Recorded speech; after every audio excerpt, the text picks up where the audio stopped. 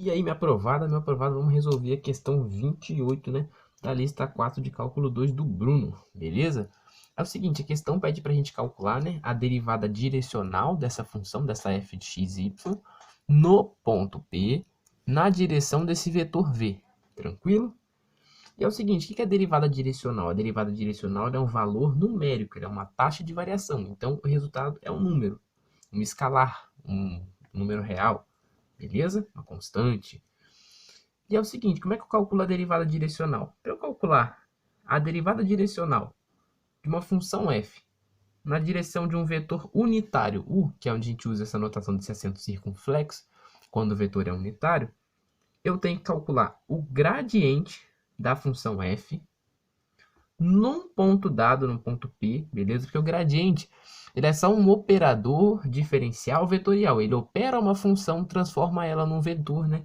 Esse vetor gradiente tem uma interpretação. Mas o gradiente não me retorna um vetor de componentes assim, que são números, se eu não aplicar ele num ponto. Ele apenas transforma a minha função. Então eu calculo o gradiente da minha função em um ponto que eu quero, né? Analisar essa taxa de variação, essa derivada direcional e faço o produto escalar com o vetor u unitário, beleza? Ou seja, esse vetor u tem que ser unitário, é diferente desse vetor v, né, que nitidamente não é unitário. Isso, né, equivale a eu fazer o módulo do gradiente calculado no ponto P vezes o módulo do vetor u, que por coincidência não, né, como ele é unitário, o módulo dele é 1, vezes o cosseno de θ, sendo θ o ângulo, né, entre o vetor u e o vetor gradiente. Tranquilo?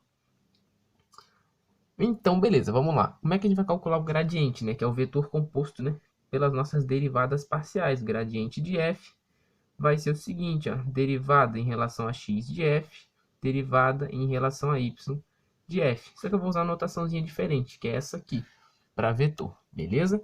Então, derivada de f em relação a x, bom, derivada da exponencial é a própria exponencial, seno vira constante multiplicativa, né? E a mesma coisa ali, ó, em relação a y, exponencial de x é constante multiplicativa, derivada do seno é cosseno. Então tá aí. Agora, tá vendo que só transformou a minha função, né? E agora eu preciso calcular o gradiente de f no ponto P para ele fazer um pouco de sentido para mim, né? Na hora de eu calcular essa derivada direcional, tranquilo?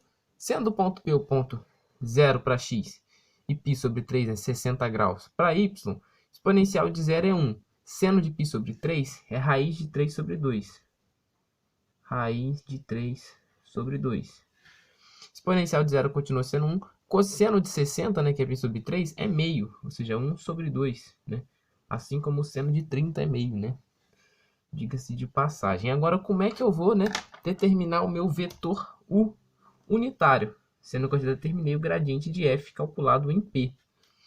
Um vetor unitário, que eu vou escrever como u, como eu quero transformar a direção desse vetor, eu basicamente preciso criar um vetor unitário, né? Que eu poderia escrever assim, sendo idêntico a v, com esse acento circunflexo, que seria o vetor v dividido pelo seu módulo. Ou seja, eu pego cada componente, menos 6 e 8, e divido pelo módulo, né, do vetor v, sendo o módulo do vetor v a raiz quadrada da soma das suas componentes ao quadrado, ou seja, a raiz quadrada da soma das componentes ao quadrado, componente 1 ao quadrado, ó, a soma componente 2 ao quadrado. Beleza? Aqui vai dar 36 mais 64, que é 100, raiz de 100 é 10. Beleza? Então, o módulo, né, do vetor v é igual a 10. Então, o meu vetor unitário u, ele vai ser cada componente do vetor v dividida por 10. Beleza? Então, ele vai ficar sendo o seguinte, ó. Menos 6 sobre 10 vai dar menos 3 quintos.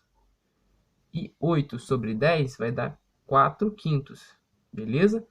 Aqui, se você fizer exatamente o que eu fiz aqui para calcular o módulo, com esse aqui, vai dar 9 sobre 25, mais 16 sobre 25, 9 mais 16 é 25, sobre 25 dá 1, raiz de 1 é 1. Então, sim, o módulo desse vetor aqui, né, é 1, sendo o vetor u um vetor unitário, né, mas que tem a mesma direção desse vetor, porque o que interessa para mim não é o módulo do vetor, mas a direção a qual ele aponta. Tranquilo? Então, agora que eu já tenho, né, o vetor U unitário, gradiente de f calculado em P, basta, né, eu calcular o produto escalar. Sendo o produto escalar, a multiplicação de componente a componente, ou seja, a componente x desse pela componente x desse, somada com a multiplicação da componente y desse pela componente y deste aqui. Tranquilo? Então, beleza, né? Raiz de 3 sobre 2, 3 sobre 2, vezes menos 3 quintos, mais, vou colocar aqui, meio, vezes 4 quintos. Tranquilo? Vai ficar assim, ó, menos 3 raiz de 3 sobre 10, mais 4 sobre 10. No final das contas, a minha derivada direcional na direção do vetor U da função f vai ser 4 menos 3 raiz de 3 sobre 10. Beleza? Isso aqui, né, é até menor do que zero. O que significa que a taxa de variação é decrescente, ou seja, conforme eu avanço na direção deste vetor, né, a minha grandeza vai decrescendo em função de uma outra variável. Beleza? Poderia ser velocidade com tempo, a velocidade decresce com o tempo se eu caminhar nessa direção, ou um potencial elétrico, ou qualquer coisa. Tranquilo? Então é isso, minha aprovada, meu aprovado. Espero que você tenha entendido aí o passo a passo, né? Que o produto escalar, ele basicamente mede o alinhamento, né, do vetor gradiente, que é o vetor que me fornece a maior taxa de variação, com, né, o meu vetor U, beleza? Que aponta na direção em que eu quero analisar. Show de bola? Então é isso. Até a próxima. Valeu!